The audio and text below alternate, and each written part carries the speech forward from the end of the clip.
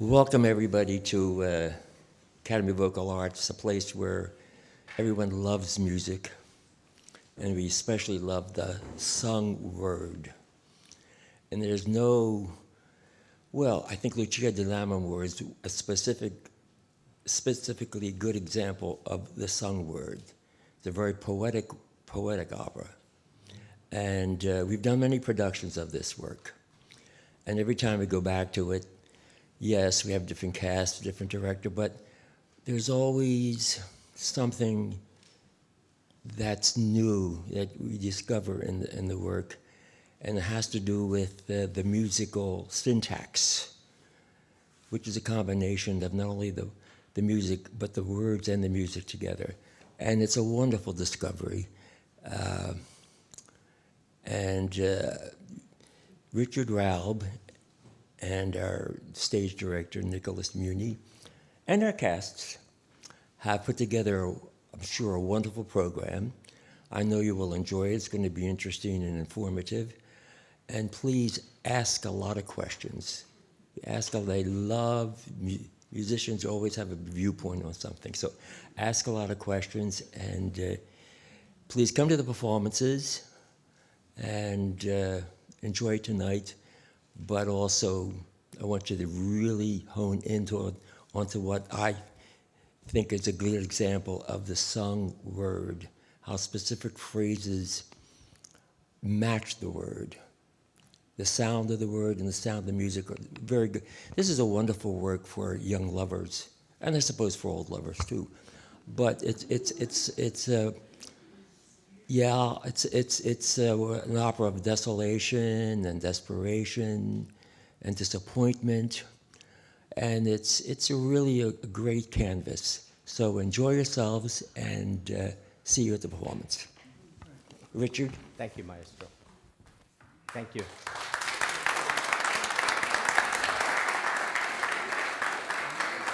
Hello, everyone. My name is Richard Raub, and it's a pleasure to be with you this afternoon, this evening. Thank you for coming. I want to give you a little background about the composer Donizetti and how this opera came to be. As I was reviewing and reminding myself of the things I knew about Donizetti, first of all, I want to give credit where credit is due. I referred to this wonderful book by William Ashbrook, who was literally the world's leading scholar on Donizetti, and he lived in Bucks County for many, many years and taught at the University of the Arts. He unfortunately has passed on, but we do have his works, and they're a great source of reference. Donizetti was born into a very, very poor family. His father was a musician, and he was the fifth of 6 children. And it is said that the apartment where they lived was one of those, you go down the stairs and it was in the basement, and it was along a canal. So it was very damp, and he said there was no sunlight that came in, that the only light that he received as a child, this sounds very sad, was his music. And he was fortunate enough to be able to sing in the local church choir, and he got some singing lessons there and came to the attention of this director who passed him on and recommended him to study. And he was able to get a scholarship at a local music school, I guess not unlike our settlement music school.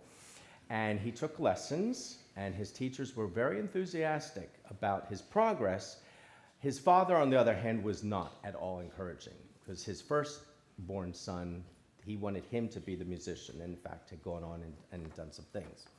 But despite that, he came to the attention of one particular maestro who became a lifelong friend, benefactor, and mentor.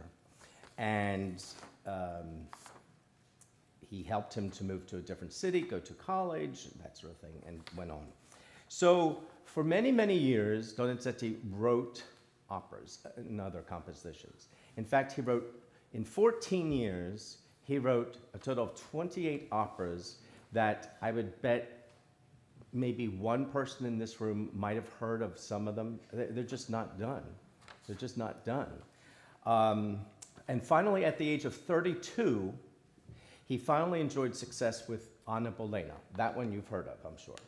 He had a great librettist, he had a great story, he had great singers, and he was able to combine all those things and be inspired, and he started to have some success. Then he wrote, for a couple more years, he wrote 15 more operas. Only the ones you would have known are Elixir of Love, Lucrezia Borgia, and then the others, you know. So finally, when we came to Lucia, he was 38 years old, married, had a couple children already that he was trying to support, and Lucia was his 44th opera. 44. He went on to write something like 67, 69, I mean, they're not even sure, close to 70 operas over the course of his lifetime. So at the time that Lucia came into to be, there were these panels of, I guess, political commissioners, or similar to, I guess, what we have today, appointed by the royalty, and it was their sole job to run the opera houses. And that meant everything from, you hear about the famous censors who said, no, you can't use that word, you can't use that story. They had the power to censor particular works. They had the power to execute contracts with all the singers, musicians, librettists, everyone, and how much they were paid, and to raise funds for all that. They were top to bottom, they were in charge. And apparently in that day, in the early 1800s, it was just a mess, partly because it was a political patronage job and people weren't really doing their jobs properly, and this one wanted that, and a lot of infight, just like today. And so Mr. Donizetti had a contract for an opera for the Naples Opera House. And he kept going to them and saying, dear honorable sirs, please honor my contract. I want to get started. I think I have a story that I would like to do. Have you chosen a librettist? I'm supposed to do this in 2 months and I haven't started, and what's going on? And they kept, dragging their feet, and they really didn't want to honor the contract. And he basically forced them into it and said, well, if you don't, then I'm going to go to the king, and I know already that he's going to support my case. Whether or not that's true, we don't know, but that's it. They bowed to his wishes. They found the librettist whom he liked, and he had chosen the story of Lucia. 6 weeks later, he had the whole score completed. 6 weeks. We have been working on this opera more than 6 weeks. So it's interesting. They had wonderful singers. The soprano was named Fanny Tacchinardi Persiani, and she was known for having great agility of her voice. It was a high, a little thin. I wasn't there, obviously. I'm just telling you what the book said. But she had a very secure high F, easily a high F. And it was always in tune, no matter what her coloratura was, it was always very much in tune. And she was also known for making up her cadenzas different every night. And the tenor was a famous singer named Dupré, who was a French-born singer. And he's famous for, tenors, do you know? I see in full chest. Right, he was the first one to publicly perform a high C in what we call full, honest, robust voice, as opposed to this very kind of falsetto-y sound.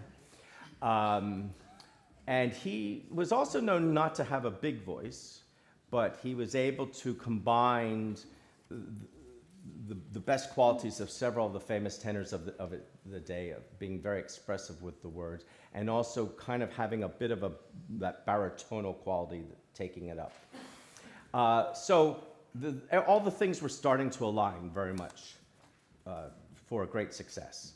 And even though this commission further got involved and they said they went bankrupt and they canceled all the opera productions, and the diva said, well, if I'm not being paid, then I'm not going to rehearse, and the usual.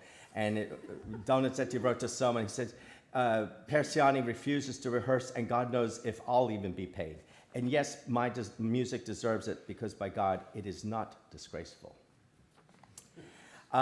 So they put it on. It was a great, great triumph, and deservedly so.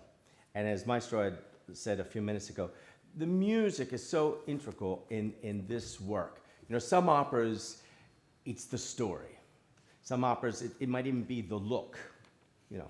And some operas, it's quite frankly just the music. You almost could sit there and close your eyes and get most of it. This opera, it's everything.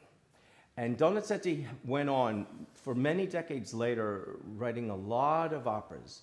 And his intention, he compared himself to a slow tortoise.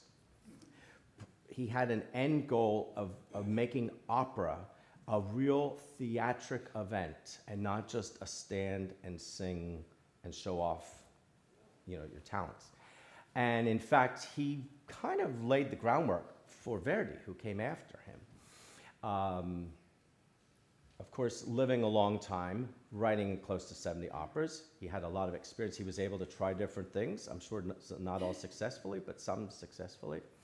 But from the opening notes of the overture, we hear the French horns. The French horns in this opera are so important as far as setting color and mood and atmosphere. And the woodwinds, the flute, the clarinets, they all kind of almost have their own individual characterization. Once again, if you close your eyes, if you can't see or whatever, or even know what's going on, you might be able to imagine different things that are going on. He has a very long extended harp solo in the first act prior to Lucia's entrance to help set the mood. In a few minutes, you're going to see the very opening scene, which is all just men and very robust and lots of testosterone. And then he knew he had to go to the very feminine scene, and he so wonderfully wrote this long extended harp solo, which helps to break the mood and also set the scene. Some of you might remember from history classes or whatever that in this score, Donizetti had originally, he wanted to incorporate the fairly newly made glass harmonica by none other than Benjamin Franklin, yes, here in Philadelphia. He had wanted to do that and use it in the Mad Scene. And if you've ever I've had the opportunity to hear this instrument, it's very special, eerie, ethereal, otherworldly. I was actually doing some research, and there's a reason for all this, because of the specific range of sound that it emits. It emits at a certain sound that our ears aren't able to, like our eyes, we're not able to hear it both and blend it into one, and our ears are constantly going, did I hear it here or here? It's very interesting, the reasoning behind it. But anyway, the producer, for some reason, said, no, you can't do that. So out it went. So it was replaced by a flute. And then the last thing is that this opera, I was talking about that Donizetti was making significant changes theatrically. This is the first opera where the title character does not end the opera. And there's a story that I had heard for many, many years. I don't know if it's true, but I like it, so I'll tell it. And that is that during rehearsals, rehearsals were going fine, and one day the diva came to Maestro Donizetti and said, Maestro, when are you going to present me with my final aria? And he looked at her and said, well, what do you mean? And she said, well, my final aria, scena, cabaletta, high note. And he said, but you had your big mad scene, which went on forever, and you died. And then she said, yes, and then I come back to life and sing my final aria, scena, rondo. And he said, no, you don't. And she could not understand, because once again, up to now, that was how it was done. And he said, you have to trust me on this. It's going to work beautifully. And then we have Lucia. So whether it's true or not, I like the story. And my final thing is, this is the first opera I ever saw, Lucia. It was in the late 60s at the Academy of Music. I'm sure some of you were there. It was with the great Joan Sutherland. And I was in elementary school, and I was up in the very last row of the amphitheater, hanging on for dear life, thinking I was going to fall. And I remember two things. That during the mad scene, she came out from stage left, and by the end of the scene was over here at stage right, and her white train completely filled the whole width of the stage of the Academy of Music, which I was impressed. And the second thing was, at the end of the performance, the entire house stood up, cheering, clapping, hooting, hollering. It was just almost pandemonium for about 25 minutes. And I have to say, I was there and I said to myself, I did not say, oh gosh, I think I'll work in opera. That sounds like a great thing. But I thought to myself, something special has happened here. Like a great sporting event where thousands of people collectively have been moved and felt a certain way and expressed that. And that is what opera can do. And hopefully, we will tap into some of that energy and that effort through our production. And I hope you enjoy it. So at this point, I'm going to turn it over to our director. Please welcome Nick Muni.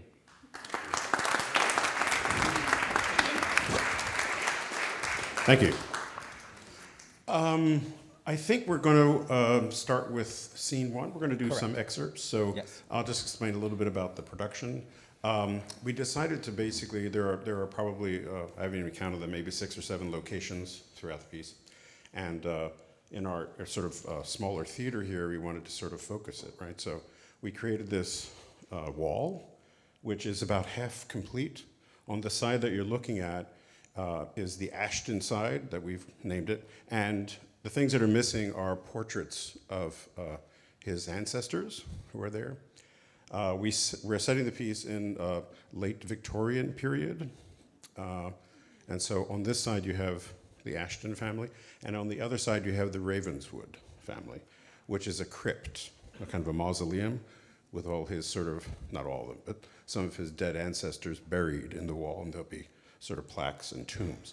So we have these two families, sort of like the Capulets and the Montagues, and one represented by both honoring their ancestors, but in different ways, one through portraiture and the other through tombs.